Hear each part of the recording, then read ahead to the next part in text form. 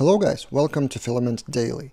Today I want to show you how to use database transactions in Filament in cases that you want multiple things to happen on saving the data.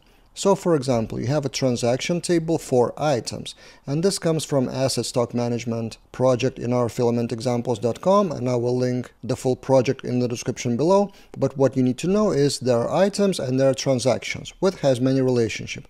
And if you want to add a new transactions, like for example, plus 30 items were in, then two things actually happen. Transaction plus 30, and then current stock 50 plus 30. And in the database, we refresh the table of transactions and we have a new transaction. And in the table of items, we have number 80. So two database operations.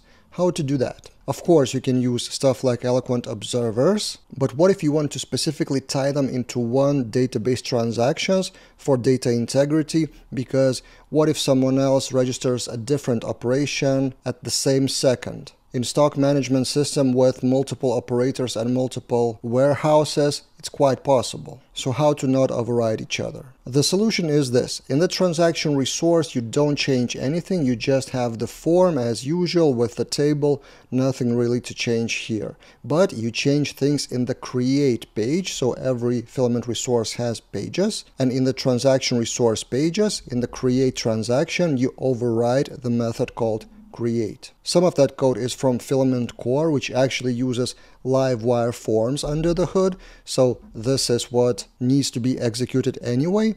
And here you have the data to play around with. And this is where you add your custom code, and then this comes from Filament. So you override the create method, changing the part of saving the data to this.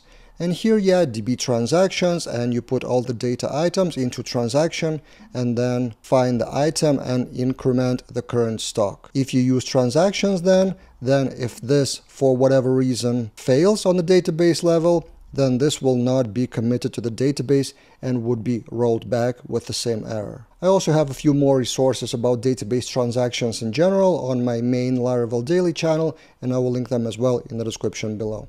That's it for this time, and see you guys in other videos.